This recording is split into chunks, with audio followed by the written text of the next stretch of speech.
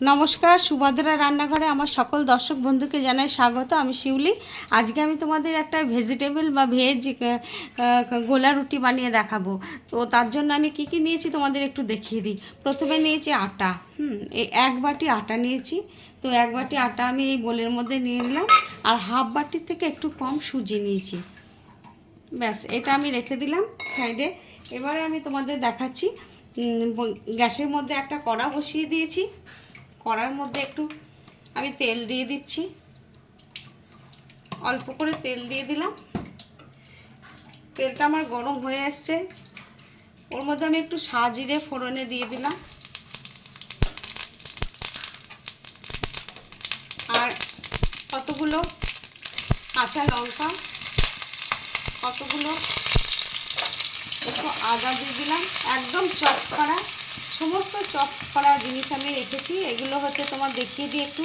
এটা হচ্ছে বিনসকে চপ করে রেখেছি, আলু চপ করা আছে, এটা হচ্ছে টমেটো চপ আছে, ক্যাপসিকামটা একটু কুচো করা আছে, আর এটা হচ্ছে গাজর চপটের, আর ধনে পাতা, আর এটা একটু কারি পাতা। কারি পাতাটা অপশনাল, তোমরা যে পছন্দ করবে দেবে, না পছন্দ করবে দেবে না।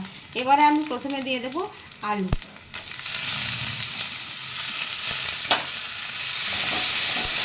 এগুলো আমি সব সাথে করে নেব। আলুটা দেওয়ার পরে এবার আমি দেবো গাজর, তারপরে বিনস। এবারে একটু আমি সাথে করে নিই এগুলো। টমেটোটা দিয়ে দিলাম, আর ক্যাপসিকামটা দিয়ে দিলাম, কারি পাতাটা দিয়ে দিলাম।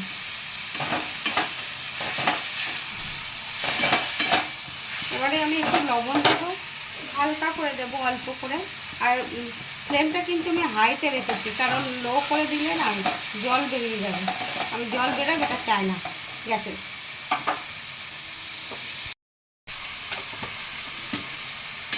আমার সবজিগুলো সাথে করা হয়ে গেছে।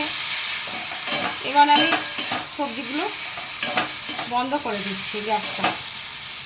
নামাবার আগে আমি একটু ধনে পাতা কুচি ছড়িয়ে দিলাম। ব্যাস, আমি এবারে গ্যাসটা অফ করে দিচ্ছি। আর আমি মিক্সটা এই যে আটা আর সুজির মধ্যে দিয়ে দিচ্ছি। এটা একটা হেলদি, সম্পূর্ণ ভেজ নিরামিষ একটা খাবার, আর প্রচণ্ড হেলদি, যার জন্য এটা তোমরা অবশ্যই বানিয়ে খেয়ে দেখবে। সামান্য একটু চিনি দিয়ে দিলাম, আর আমি এবারে একটু লবণ দিয়ে দিলাম, একটু গোলমরিচ গুঁড়ো দিয়ে দিচ্ছি। এবারে এটাকে আমি ভালো করে মিক্স করে নেব, তারপরে এটাকে আমি পরিমাণ মতো জল দিয়ে মেখে নেব।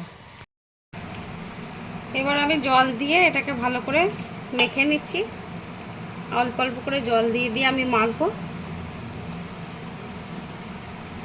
আর একটু জল লাগবে। যাক, আমি ভালো করে এটাকে মিক্সড করে মেখে রেখে দিই। ভালো করে মিক্সড করা হয়ে গেছে। এবার এটাকে আমি চাপা দিয়ে মিনিট 15-20 রেখে দেবো রেস্টে, তারপরে এটাকে আমি বানাবো। আমার গোলা রুটির ব্যাটারটা তোমাদের দেখাই। আমি 20-25 মিনিট চাপা দিয়ে রেখে দিয়েছিলাম রেস্টে। এই যে ব্যাটারের ঘনত্বটা। এবারে আমি গ্যাসের মধ্যে প্যান বসিয়ে দিয়েছি। এবারে একটুখানি তেল ব্রাশ করে দেব, একটু তেল দিয়ে দিলাম, তেলটা ব্রাশ করে নেব চারিধারে। হাতায় করে দিচ্ছি, 1 হাতা মতো দিয়ে দিলাম। এটা আলতো হাতে, মানে এরকমভাবেই দিতে হবে হাতার পিছন দিয়ে, কারণ এটার মধ্যে অনেক সবজি দেওয়া আছে, খুব একটা গোল করে বড় করে হবে না। কিন্তু এটা ভীষণ হেলদি একটা খাবার, বাচ্চা থেকে বড় ডিনারে বা ব্রেকফাস্টে তোমরা করতেই পারো। করবে, করে খেয়ে দেখবে, খুব ভালো লাগবে খেতে। আমার দেখো ওপরটা একদম শুকনো শুকনো হয়ে গেছে। এবার আমি এটাকে উল্টে দিচ্ছি। ব্যাস, এই যে উল্টে দিচ্ছি। এবার এই পিঠটা ভাজা করে নেব। অল্প করে একটু আমি তেল ছড়িয়ে দেব,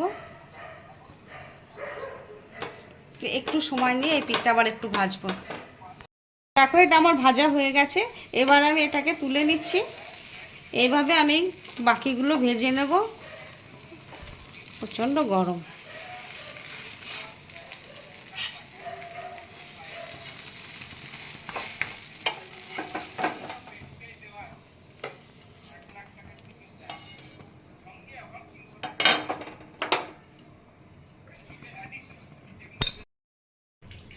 আমার গোলা রুটি রেডি এবং সার্ভ করে দিয়েছি। তোমরা দেখো অসম্ভব সুন্দর এবং খুব নরম তুলতুল করছে একদম, যেহেতু আটা দিয়ে বানানো। এটা একটা হেলদি খাবার, ডিনার বা ব্রেকফাস্টে আমরা যে কেউ সবসময় খেতে পারি এবং পুজো আচ্ছার দিনে, উপোস কাপাসের দিনেও খাওয়া যাবে এটা। যাই হোক, তোমরা এভাবে একবার অবশ্যই যেন বানাবে, বানিয়ে খেয়ে দেখবে এবং আমাকে কমেন্ট করে জানাবে তোমাদের কেমন লেগেছে। আর তোমরা এখনও পর্যন্ত আমার চ্যানেলটি যারা সাবস্ক্রাইব করোনি তাদের কাছে অনুরোধ রইল, প্লিজ আমার চ্যানেলটি একটু সাবস্ক্রাইব করে দেবে, আর আত্মীয় স্বজন বন্ধু বান্ধবদের সাথে একটু শেয়ার করে দেবে প্লিজ। আর তোমরা সবাই ভালো থাকবে, সুস্থ থাকবে। তোমাদেরকে সকলকে অসংখ্য ধন্যবাদ এবং অনেক অনেক ভালোবাসা।